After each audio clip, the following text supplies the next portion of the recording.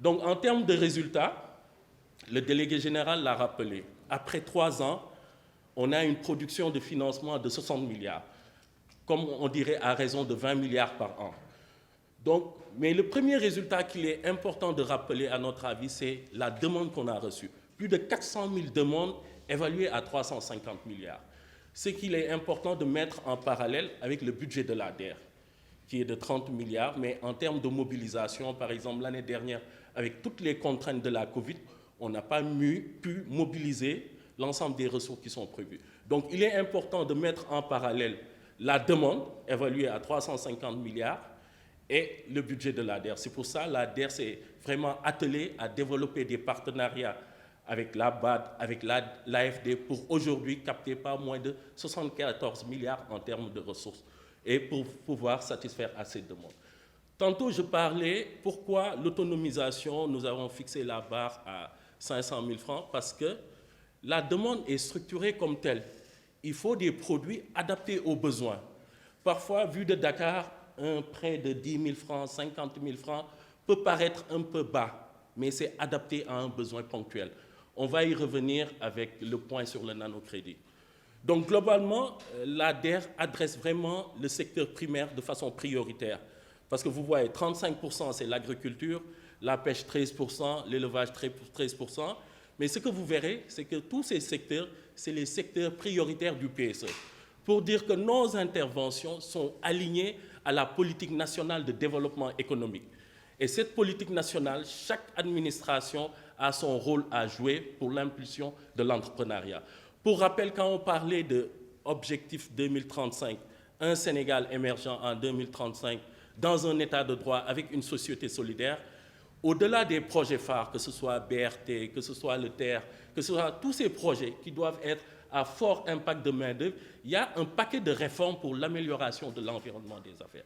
Donc c'est la combinaison de ces réformes, la combinaison de ces projets comme le FONGIP, le FONSIS, BND, l'ADER, qui doivent contribuer à impulser cet entrepreneuriat et, in fine, à terme, arriver à produire des emplois décents.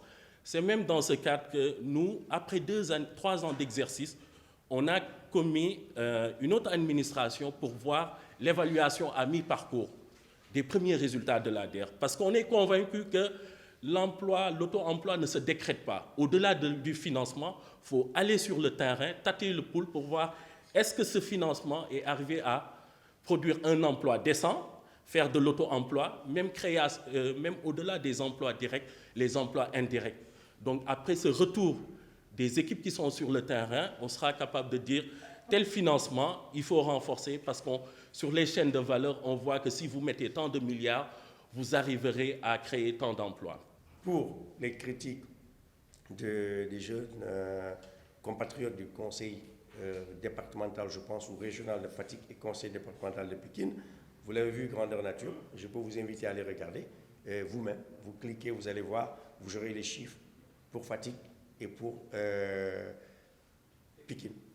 On ne peut pas manipuler de chiffres à l'ADER. On ne peut pas manipuler de chiffres dans l'État du Sénégal, car nous sommes contrôlés, nous sommes audités, et de toute façon, les chiffres ne mentent pas. Donc, vous rentrez 1 plus 1, c'est égal 2. 2 moins 1 égale 1. Donc, aujourd'hui, vous cliquez sur le département de Pikine, vous pouvez regarder vous-même, vous allez regarder, je pense qu'Ibrahim l'a fait tout à l'heure, vous allez voir qu'on est à plus de 2 milliards 900 millions de financement, et on peut vous donner jusqu'au niveau quartier et les noms de toutes les personnes. Mais malheureusement, la commission des données personnelles nous interdit de publier les données personnelles parce que demain, on pourra nous attaquer. Mais on est en train de travailler pour 2021 à avoir le consentement des acteurs que nous allons financer qui vont accepter dorénavant que leurs données soient publiées.